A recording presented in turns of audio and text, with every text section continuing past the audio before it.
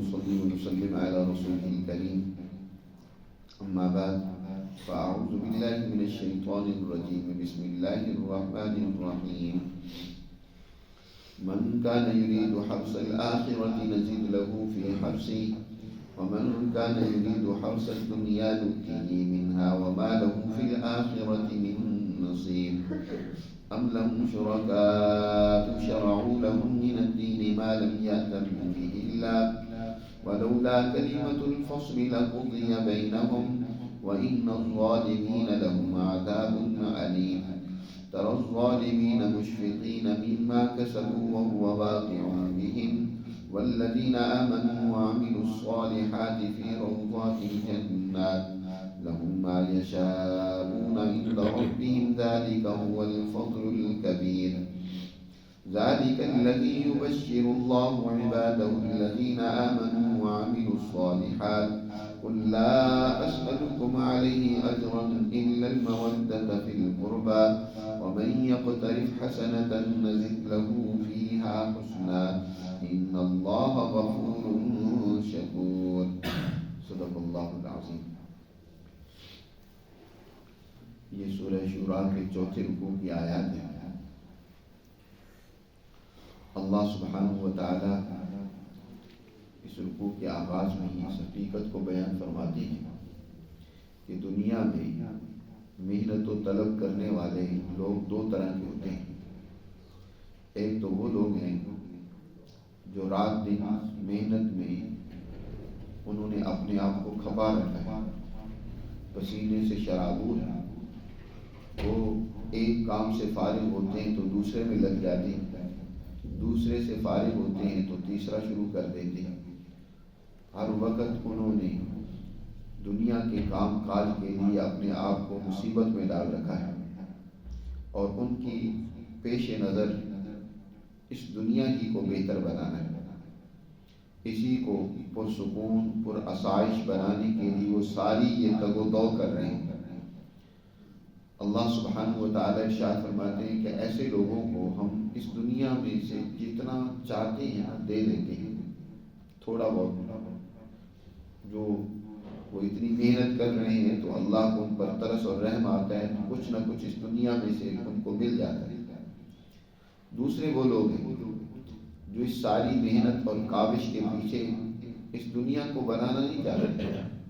دنیا کو وہ اپنے لیے اللہ کی طرف سے حقوق اور ذمہ داریوں کو ادا کرنے کا گھر سمجھتے ہیں اور ان ذمہ داریوں کو وہ ادا کرنا چاہتے ہیں. ان کے اصل پیش نظر در حقیقت آخرت ہے, ان کے پیش نظر در حقیقت اللہ کی خوشنودی ہے, اللہ کے احکامات کی تعمیل. کام وہ بھی یہی کر رہے ہوتے ہیں لیکن پیچھے جو نیت اور نظریہ ہوتا ہے وہ در حقیقت پہلوں کی بنسبت مختلف ہوتا ہے. ان کے پیش نظر در حقیقت آخرت ہوتی ہے کہ وہ کسی طرح درست ہو جائے, اس لیے وہ ان اعمال کو زیادہ ترجیح دیتے ہیں جن سے انسان کی آخرت سنورتی ہے, جن سے انسان کی اپنی تربیت ہوتی ہے, ان اپنے اخلاق سنورتے ہیں. وہ دنیا کے کام کاج بقدر ضرورت کرتے ہیں اور ان سے فارغ ہو کر اپنی آخرت کی درست کرنے کے کاموں میں زیادہ اپنے آپ کو لگا دیتے ہیں. تو اللہ سبحانہ و تعالی ارشاد فرماتے ہیں کہ ایسے لوگوں کی ہم آخرت بنا دیتے ہیں, سنوار دیتے ہیں.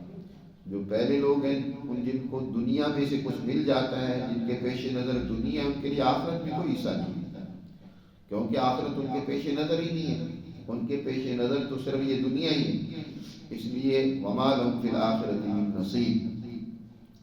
اللہ تعالی ارشاد فرماتے ہیں من کان یرید حرث الآخرۃ نزد له فی حرثہ.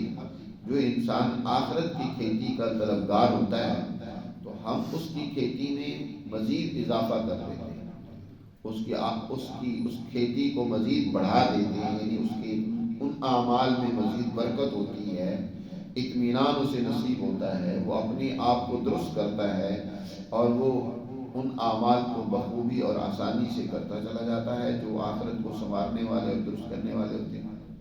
اور ومن کان یرید حرث الدنیا نؤتہ منہا. اور جو انسان دنیا کا طالب ہے, دنیا کی کھیتی چاہتا ہے, جیسے انسان کھیت کاشت کرتا ہے نا تو اس کے 6 مہینے سال بعد اس کو پیداوار ملتی ہے، تو وہ 6 مہینے محنت کرتا ہے کہ مجھے اس پر پیداوار حاصل ہوگی، مجھے اس کی محنت کا رزلٹ ملے گا، مجھے اناج حاصل ہوگا، میں اس سے فائدہ اپنا اٹھاؤں گا۔ تو یہ انسان بھی محنت کرتا ہے اور اس کے پیش نظر آخرت نہیں ہے بلکہ اس کے پیش نظر اس دنیا ہی کا فائدہ ہے۔ تو فرمایا نؤتیہ منہا، ہم اس دنیا میں سے کچھ تھوڑا بہت اس کو دے دیتے ہیں، منہا اس میں سے کچھ دے دیتے ہیں، وما لہ فی الآخرۃ من نصیب، اور اس کے لیے آخرت میں کوئی حصہ نہیں۔ اسی آیت کی وضاحت حدیث مبارکہ سے ہوتی ہے۔ نبی کریم صلی اللہ علیہ وسلم نے ارشاد فرمایا من کانا حمت دنیا، یعنی جو انسان دنیا کے فکر و غم کو اپنے اوپر سوار کر لیتا ہے اور اس ہر وقت دنیا ہی کی طلب میں اور اس کے جمع کرنے میں لگا رہتا ہے، تو اللہ سبحانہ و تعالیٰ اس کے فقر کو بد نہیں کرتے، اس کے اندر محتاجی اور پیدا ہو جاتی ہے، بے اطمینانی اور بڑھ جاتی ہے، وہ زندگی میں اطمینان اور سکون نہیں پاتا۔ اور اس کے مقابلے میں جس نے اپنا ہم الآخرہ بنا دیا تو اللہ سبحانہ و تعالیٰ جمع شملہ اس کے اندر اطمینان پیدا کرتے ہیں، اس کو سکون ملتا ہے، زندگی میں جتنی بھی وہ محنت کرتا ہے اس کو قناعت میسر ہوتی ہے، وہ بے فکری میں ہوتا ہے، اسے پریشانیاں بے چین نہیں کرتی، رات کی نیند اس میں اڑاتی نہیں ہے، بلکہ وہ پرسکون زندگی گزار رہا ہوتا ہے۔ دنیا کے اندر بھی وہ پرسکون زندگی گزار رہا ہوتا ہے اور آخرت بھی اس کی بن رہی ہوتی ہے، اور اس کے مقابلے میں دوسرا انسان اس کی دنیا بھی برباد ہو رہی ہوتی ہے، بے اطمینانی ہوتی ہے۔ جتنے بڑے بڑے دولت مند ہیں نا، ان کو دیکھ لو، ان کی دولتیں چاہے کتنی زیادہ ہو جائیں لیکن دلوں میں اطمینان اور سکون نہیں ہوتا۔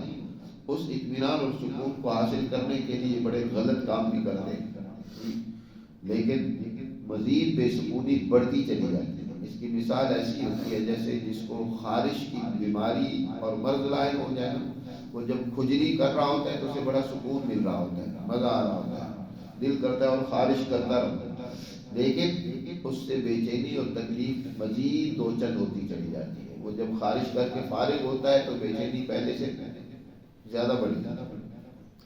ایک شاعر کہتے ہیں ارد دنیا لمن ہی فی یدی عموما كلها كسرت لدي اذا استغنيت عن شيء فدعه فخذ ما اتت محتاج اليه، میں دیکھتا ہوں کہ یہ دنیا جتنی جس کے پاس زیادہ ہوتی ہے غم بھی اتنی اس کے پاس زیادہ ہوتی ہے، اس لیے اپنی بقدر ضرورت لو، اپنی ضرورت پوری کرو اور اس کو چھوڑ کے بنو، اپنا ہم میں آخرت بناؤ، اپنا مقصد آخرت کو بہتر بنانا ہے، آخرت کی زندگی کو درست کرنا اور سنوارنا، اور آخرت کی زندگی وہ نیت پر منحصر ہے۔ کام اس نے بھی وہی کرنے ہوتے ہیں جس نے آخرت بنانی ہے، لیکن اس کے پیچھے اس کا نظریہ اور نیت در حقیقت وہ آخرت کو سنوارنے کی ہوتی ہے۔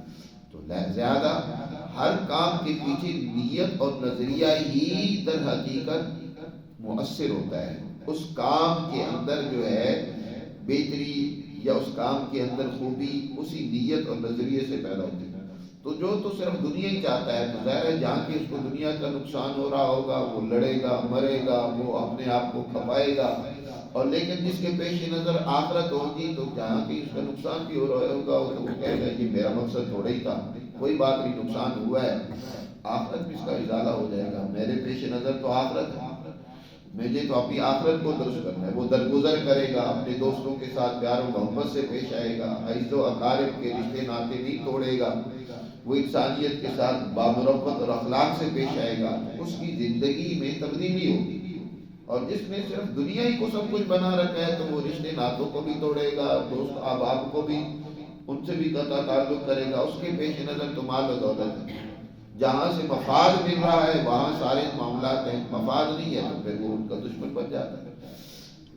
تو اللہ سبحانہ و تعالیٰ یہی بات یہاں سمجھا رہے ہیں کہ لوگوں یہ دنیا دار امتحان ہے، یہ اصل نہیں ہے، اپنے ارادے اپنے عزائم وہ آخرت کو سنوارنے کے لیے بناؤ، اور جس نے آخرت کو اپنا مقصد نہیں بنایا وَمَا لَهُ فِي الْآخِرَةِ مِن نَصِيبٍ، تو تو اس کے لیے آخرت میں کوئی حصہ نہیں ہوگا۔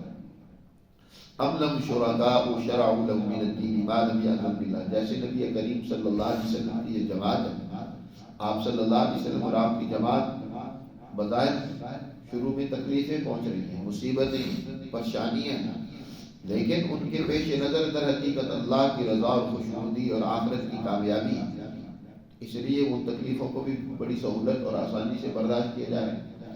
اور ان کے مقابلے میں یہ مکہ کے سردار ہیں، ان کے پیش نظر اپنی چتراہٹ، اپنی وہ مال و دولت، اپنی وہ عیاشیاں ہیں، اس لیے وہ ہر طرح کی اس جماعت کو تکلیف پہنچا رہے ہیں کہ کہیں ہماری چتراہٹ اور سرداری بدربود نہ ہو جائے، ہماری عزت اور وجاہت میں حرف نہ آئے، جن کی وجہ سے ہماری سیادت وہ چلی جائے گی، اس لیے وہ اس جماعت کو نقصان پہنچانے میں لگے ہوئے، تکلیفیں پہنچانے میں لگے۔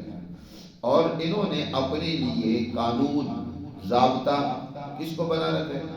یہ عام لوگ ظاہر ہے وہ اپنے وڈیروں کے کہنے پر عمل کرتے تھے، مکہ کے سارے یہ تکلیفیں پہنچانے والے وڈیرے نہیں ہوتے تھے، ان کے کارندے ہوتے تھے جن کے ذریعے سے یہ کام لیتے تھے، انہوں نے ان کے لیے ایک طریقہ کار مقرر کر رکھا ہے، اس کے اوپر یہ چل رہے ہیں، گویا انہوں نے ان کے لیے ایک شریعت ترتیب دی ہے۔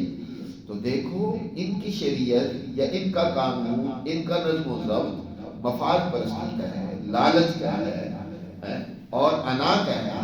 اس کے مقابلے میں اللہ سبحانہ و تعالیٰ نے جو انسانیت کو شریعت دی ہے، جو قانون دی ہے، عقلی طور پر بھی اس سے بہتر کوئی نہیں ہے، اور نقلی طور پر یہ وہ قانون ہے، وہ طریقہ کار ہے جو تمام انبیاء علیہ السلام سے نقل ہوتا ہوا چلا آ رہا ہے۔ جیسے پیچھے گزرا، شرع لکم من الدین ما وصى به نوحا والذی اوحینا الیک وما وصینا به، یہ وہی شریعت اور دین ہے جس کی تاکید نوح علیہ السلام، ابراہیم، موسیٰ، عیسیٰ اور نبی کریم صلی اللہ علیہ وسلم نے کی۔ تو یہاں بات وہی بیان دوبارہ کی جا رہی ہے، فرمایا ام لہم شرکاء، کیا ان کے لیے ان کی شرکاء نے، یہاں شرکاء سے مراد بت نہیں ہے بلکہ ان کے وہ سردار ہیں، وہ ان کے لیڈرشپ ہے، وہ ان کے حکمران ہیں، کیا ان شرکاء نے شرعوا لهم من الدین، ان کے لیے دین کا راستہ انہوں نے مشروع کیا، انہوں نے ان کے لیے دین کا راستہ زندگی گزارنے کا نظم و ضبط اور طریقہ کار ترتیب دیا، ما لم یأذن بہ اللہ، جس کی اللہ نے اجازت نہیں دی، انہوں نے خود سے ان کے لیے یہ کام اور طریقے ایجاد کر دیے۔ دیکھو یہ تو سخت سزا کے مستحق تھے، یہ کی لیڈرشپ بھی اور یہ خود ان کے پیروکار بھی، لیکن اللہ سبحانہ و تعالیٰ کے ہاں ہر کام کا ایک وقت مقرر ہے۔ وَلَوْلَا كَلِمَةُ الْفَصْلِ لَقُضِيَ بَيْنَهُمْ، اگر اللہ کی طرف سے یہ بات طے نہ ہو چکی ہوتی کہ ان کو ابھی سزا نہیں دے گی، تو لَقُضِيَ بَيْنَهُمْ، تو ان کے درمیان میں فیصلہ ہی کر دیا جاتا۔ اللہ کے ہر کام کے لیے ایک وقت طے شدہ ہے۔ یہ اللہ انسانوں کی طرح جذباتی تو ہے نہیں، الیاذ باللہ، ہے کہ انسان کی ذرا سی نافرمانی سے وہ جذبات میں آ کر فوراً سزا دے دے، وہ موقع مزید موقع دیتا ہے، مہلت دیتا ہے، وہ ڈھیل دیتا ہے، اس وقت مقررہ تک کے لیے مزید ٹائم دیتا ہے کہ کر لو جو بستیاں کرنی ہے۔ لقضی بینہم وان الظالمین لہم عذاب علیم، لیکن یہ بات نہ بھولیں کہ ظالم لوگ جو ہیں ان کو دردناک قسم کی سزا ملنی ہے۔ تری الظالمین مشفقین مما کسبوا، اپنی کرتوتوں کی وجہ سے جو ان کے سامنے آئیں گی، جو انہوں نے دنیا میں کرتوت کی ہے، کل قیامت کے دن وہ جب ان کے سامنے آئیں گے نا تو ان کو دیکھ کر وہ ڈر رہے ہیں، لرزوں ترساؤں۔ تری الظالمین، دیکھو گے تم ظالموں کو کہ مشفقین مما کسبوا، ڈرنے والے ہوں گے ان سے جو انہوں نے کسب کیا، جو انہوں نے کام کیے نا، وہ ان کے سامنے آئیں گے تو ڈر رہے ہوں گے، لیکن اس وقت کا ڈر کام نہیں آئے گا، بلکہ وہ واقع بہم، اور وہ سزا ان کرتوتوں کی ان پر ضرور آ کر رہے گی، وہ ان پر واقع ہوگی سزا، انہیں سخت ترین سزا کا سامنا کرنا پڑے گا۔ یعنی ظالم لوگ تو کل ڈر رہے ہوں گے، سزا سے بچ نہیں سکیں گے، ان کے مقابلے میں وہ لوگ جنہوں نے اپنی عزائم، ارادے، اپنی نیتیں ایمان باللہ اور ایمان بالرسول اور بالآخرت بنا لیا تھا، جو مومن تھے، اللہ پر ایمان رکھتے تھے اور اس کے مطابق انہوں نے اعمال اچھے کیے، تو والذین آمنوا وعملوا الصالحات، وہ لوگ جو ایمان لائے اور انہوں نے اچھے اعمال کیے، وہ فی روضات الجنات، وہ باغات میں سرسبز و شاداب باغوں میں ہوں گے اور مزے کر رہے ہوں گے. لہم ما یشاءون عند ربہم، ان کے لیے وہاں وہ کچھ ہوگا جو وہ چاہیں گے اپنے رب کے پاس، وہ سب کچھ ان کو ملے گا جس کی خواہش وہ کریں گے. ذالک هو الفضل الکبیر، یہی بہت بڑا اللہ کا فضل اور اس کی مہربانی ہے کہ اب سدا ہمیشہ رہنے والی عیش اور نشاط انہیں نصیب ہوگی. ذالک الذی یبشر اللہ عبادہ الذین آمنوا وعملوا الصالحات، یہ وہ کامیابی ہے جس کی بشارت اللہ اپنے ان بندوں کو دے رہا ہے جو اللہ پر ایمان لائے اور انہوں نے اس کے مطابق اچھے اعمال کیے. وعملوا الصالحات. قل لا اسألکم علیہ اجرا الا المودۃ فی القربى، اے پیغمبر فرما دیجئے میں تمہیں یہ جو بات سمجھا رہا ہوں، تمہیں تعلیم دے رہا ہوں، ہدایت اور کامیابی کے راستے کی طرف بلا رہا ہوں، اس پر میں کوئی تم سے معاوضہ نہیں مانتا سوائے مودت فی القربى کے. اس آیت کی تشریح ذرا جاننا بھی ضروری ہے. ہر پیغمبر نے اپنی امت کو جو تعلیم دی ہے، جو رہنمائی دی ہے، اس کے بارے میں صاف کہا ہے کہ قل لا اسألکم علیہ اجرا ان اجری الا علی رب العالمین، میں تم سے اجر اور معاوضہ نہیں مانگتا، میرا معاوضہ اور اجر تو اللہ کے سپرد ہے. میں تو یہ ساری تگ و دو جدوجہد، یہ تکلیفیں اور مشقتیں اس لیے جھیل رہا ہوں تاکہ میرا رب مجھ سے راضی ہو جائے، اس کا انعام و اکرام وہی مجھے دے گا، میں تو اسی سے انعام و اکرام کا خواہش مند ہوں. مکہ کے جو یہ سردار تھے انہیں یہ بات سمجھ نہیں آ رہی تھی کہ محمد صلی اللہ علیہ وسلم اتنی تکلیفیں برداشت کر رہے ہیں، ان کا بائیکاٹ کیا گیا، ان کے دوست اور احباب اور ساتھیوں کو سخت اذیتیں پہنچائیں گی، خود ان کو تکلیفیں پہنچائیں گی، لیکن یہ اپنی دعوت دینے میں لگے ہوئے. لگتا ہے سارے عمل کے پیچھے ان کے کوئی مقاصد ہیں، یہ کوئی حکمران بننا چاہتے ہیں، ان کے پیچھے یہ ہے کہ یہ کوئی مال و دولت زیادہ اکٹھا کرنا چاہتے ہیں، یا یہ دنیا میں عیش و عشرت کرنا چاہتے ہیں، کچھ حسیناؤں سے شادی کرنا چاہتے ہیں. اس طرح کے وہ اٹکل اور گمان وہ حضور کے بارے میں قائم کرتے رہتے ہیں. حضور صلی اللہ علیہ وسلم سے کہا گیا کہ آپ فرما دیجیے، کہہ دیں قل لا اسألکم علیہ اجرا، میں تم سے کوئی کسی قسم کا اجر نہیں مانگتا، مجھے کسی قسم کے تمہاری مفادات کی کوئی ضرورت نہیں ہے جو تم کہہ رہے ہیں. لا اسألکم علیہ اجرا، میں جو تمہیں سمجھا رہا ہوں کسی دنیاوی مفاد کی خاطر نہیں ہے، کیونکہ پیچھے اللہ تعالیٰ نے یہی بات فرمائی ہے من کان یرید حرث الآخرہ، جس کے پیش نظر آخرت کی کھیتی ہے تو ہم اس کی آخرت کی کھیتی کو مزید بڑھا دیں. یہاں اسی کے بارے میں آگے پھر فرمایا کہ آپ بھی اعلان کرتے ہیں میں تو آخرت کا طلبگار ہوں، دنیا میرے پیش نظر نہیں ہے، میں تم سے کوئی کسی قسم کا دنیاوی معاوضہ نہیں چاہتا. ایک بات ہے جو میں چاہتا ہوں کہ تم اس کا خیال اور پاس رکھو، اور وہ یہ ہے کہ تمہاری رشتہ داریاں میرے ساتھ ہیں، اور جن کو تم تکلیفیں پہنچا رہے ہو ان کے ساتھ بھی تمہاری رشتہ داری ہے. اور عرب اپنی رشتہ داری کا تو بہت پاس رکھتے ہیں، بہت لحاظ رکھتے ہیں، وہ اپنے رشتہ داروں کی خاطر اپنی جانیں قربان کر دیتے ہیں. عربوں کی بہت ساری خوبیاں بھی تھیں، ساری خرابیاں نہیں. ہم جب بیان کرتے ہیں اہل عرب کی خرابیاں تو ہم ان کی خوبیوں کو نظر انداز کر دیتے ہیں.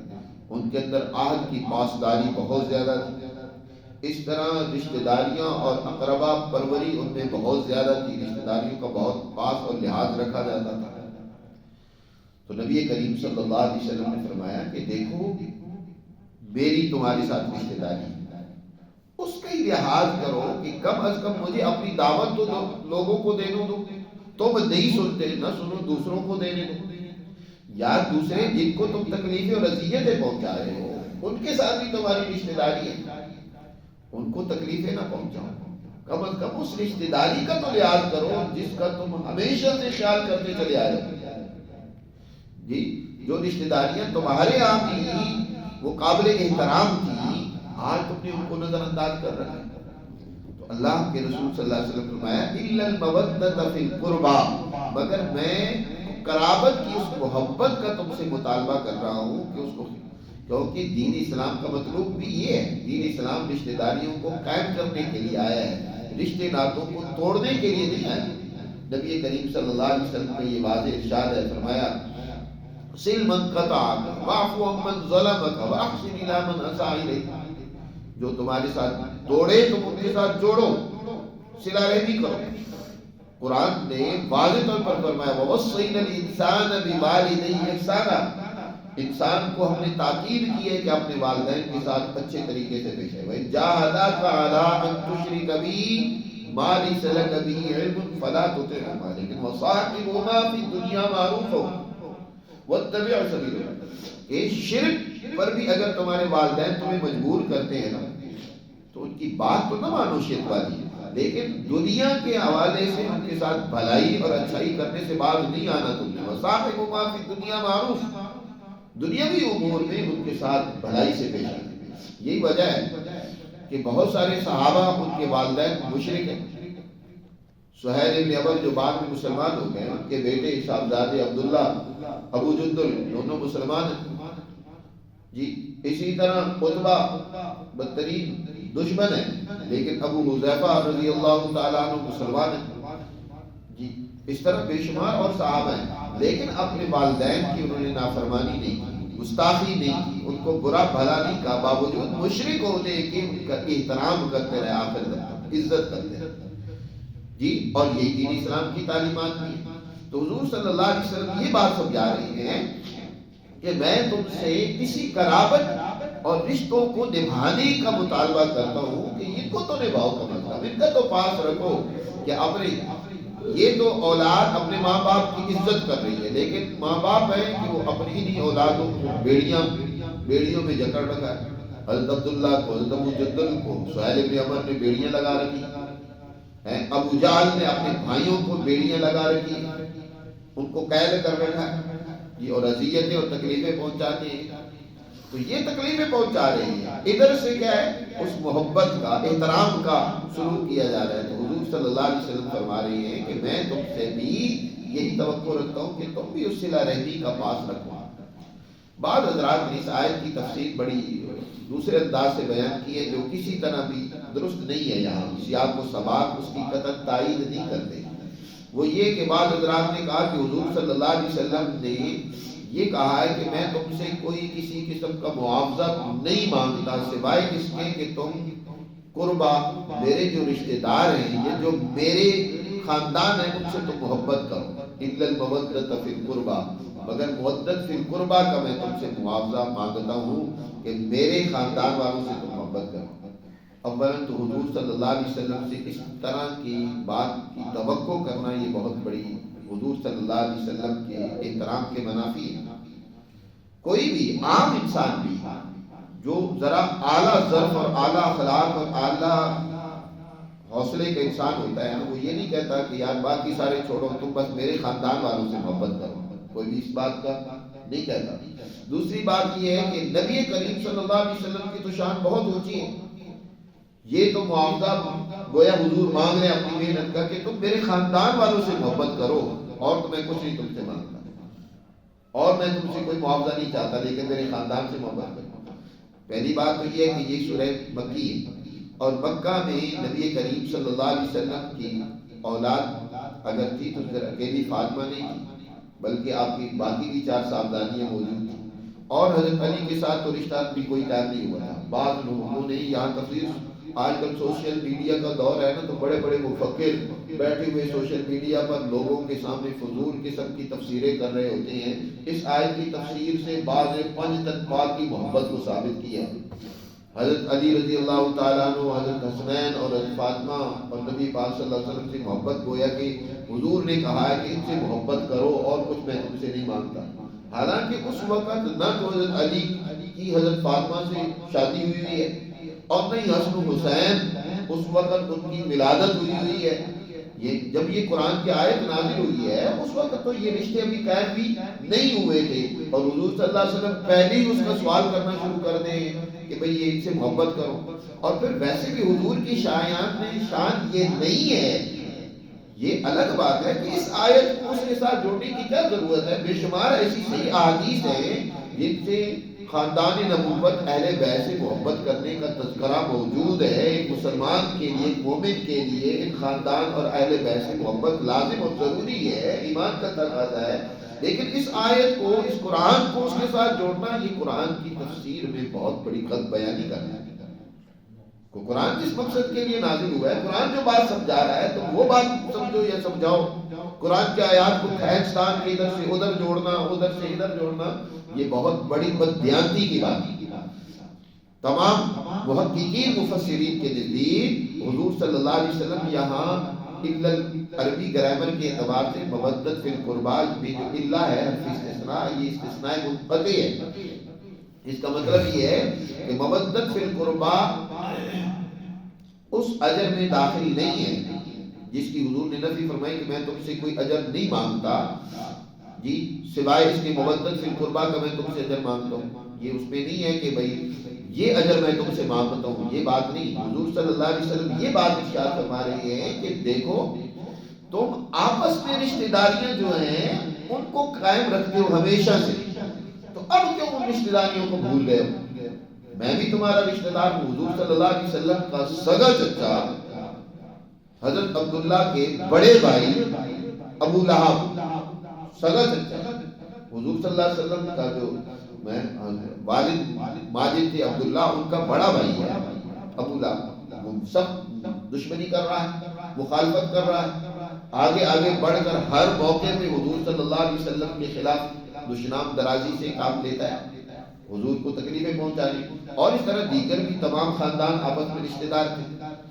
اس کو ہی گویا کہ اس قرآن سمجھا رہا ہے کہ کم از کم اس رشتہ داری کا تو پاس کر لیں. کہ جب حضور کی ولادت ہوئی تو اس کو اتنی خوشی ہوئی تھی کہ اپنی بانی حضرت صہیبہ کو آزاد کر دیا تھا، بڑا خوش ہوا تھا.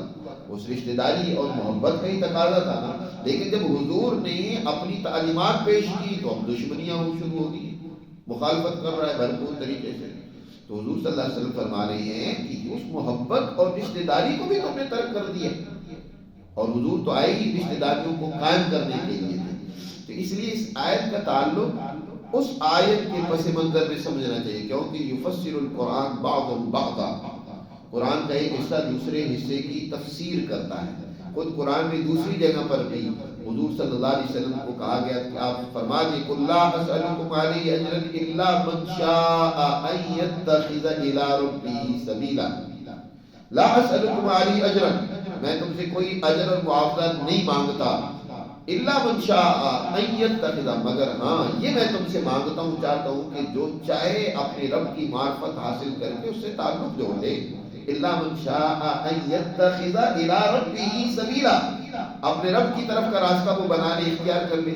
یعنی حضور صلی اللہ علیہ وسلم یہی یہاں بات نہیں فرما رہے ہیں کہ تم اللہ کے ساتھ سچا تعلق قائم کرو، اللہ کی نسبت سے جو تمہارے رشتے ناطے قائم ہو چکے ہیں ان کا پاس کرو، ان کا خیال کرو، تاکہ اس کے ذریعے سے اللہ بھی تم پر رحم کرے، مہربانی کرے. تو اس لیے اس آیت کا تعلق اس حوالے سے خاندان نبوت یا اہل بیت کے ساتھ اس کا تعلق جوڑنا درست نہیں ہے. اس میں الٹا آپ کی شان کی تنقیص ہے، آپ کی شان کو گھٹانا ہے کہ آپ صلی اللہ علیہ وسلم گویا کہ اپنے خاندان سے محبت کرنے کا مطالبہ کر رہے تھے، اور وہ بھی کن سے؟ ان کافروں سے جو خود حضور سے محبت اور رشتہ داری کو نہیں نبھا رہے تھے، وہ آپ کے خاندان سے محبت کرتے ہیں. عجیب بات ہے کہ ان کافروں سے حضور کہہ رہے تھے کہ نہیں میرے خاندان سے تم محبت کرو، اور تو کچھ نہیں چاہتا، مجھے جو تکلیف پہنچا رہے ہو کوئی بات نہیں، لیکن میرے خاندان سے محبت کرو. انہوں نے کیا محبت کرنی تھی؟ ابو لہب نے اپنے بیٹوں کو، جن کے ساتھ حضور صلی اللہ علیہ وسلم نے اپنی 2 صاحبزادیوں کی نبوت سے پہلے شادی کر دی تھی، اس نبوت کے اعلان کے بعد اس نے کمبخت نے اپنے بیٹوں سے حضور صلی اللہ علیہ وسلم کی صاحبزادیوں کو طلاق دلوائی، گستاخی کروائی. جی جو تو حضور صلی اللہ علیہ وسلم کو تکلیفیں پہنچا رہی ہیں، حضور کے خاندان کو تکلیفیں پہنچا رہے ہیں، ان سے حضور سوال کریں کہ بھئی تم میرے خاندان سے محبت کرو. تو یہ بات سمجھ نہیں آتی. اور پھر آیات کا سیاق و سباق بھی اس بات کی تائید نہیں کرتا.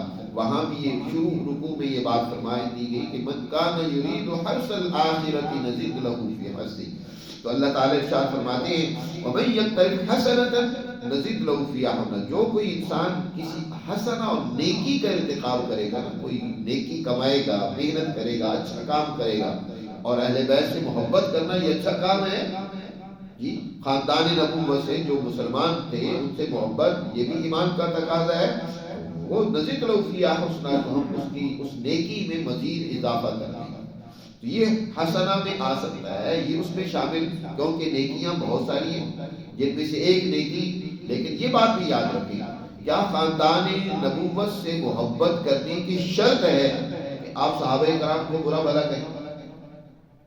یہ کتنی بڑی بدماشی ہے کہ تم خاندان نبوت کی محبت کی تو بات کرو، لیکن جن سے محبت رکھنے کی حضور نے خود تاکید فرمائی کہ اللہ فی اصحابی لا تتخذوا من بعدی غرضا. اللہ سے ڈرو، اللہ سے ڈرو، میرے صحابہ کو طعن و تشنیع کا نشانہ نہ بنانا. فمن احبهم فبحبی احبهم. جو ان سے محبت کرے گا وہ مجھ سے محبت رکھنے کی وجہ سے محبت کرے گا. تو خاندان نبوت کی کیا لازمی شرط ہے کہ ان سے محبت کرنی ہے تو پھر باقی صحابہ سے تم دشمنیاں کرو، ان کو برا بھلا کرو؟ یہ بھی بہت بڑی حماقت کی بات ہے. الحمدللہ ابھی سنت والجماعت ان کے نزدیک خاندان نبوت بھی ہمارے لیے محبوب اور عزیز ہیں. اور نبی کریم صلی اللہ علیہ وسلم کا ہر صحابی جس نے حضور کی صحبت میں رہ کر حضور سے تربیت لی ہے، حضور صلی اللہ علیہ وسلم پر ایمان لے آئے ہیں، وہ ہمارے لیے محترم ہیں، وہ ستاروں کی مانند ہیں. ان میں سے ہر ایک ہمارے مقتدی اور رہنما ہے. تو اللہ سبحانہ و تعالی یہ بات فرما رہے ہیں وَمَن يَقْتَرِفْ حَسَنَةً. جو انسان کسی حسنہ کا ارتکاب کرے گا، کام کرے گا، تو نزد لہ فیہا حسنہ، ہم اس حسنہ اور اچھائی میں مزید اضافہ کر دیں گے. ان اللہ غفور شکور. بے شک اللہ بہت معاف کرنے والا، بڑا مہربان ہے. اللہ ہمیں اپنے احکامات کو سمجھنے کی اور ان پر عمل پیرا ہونے کی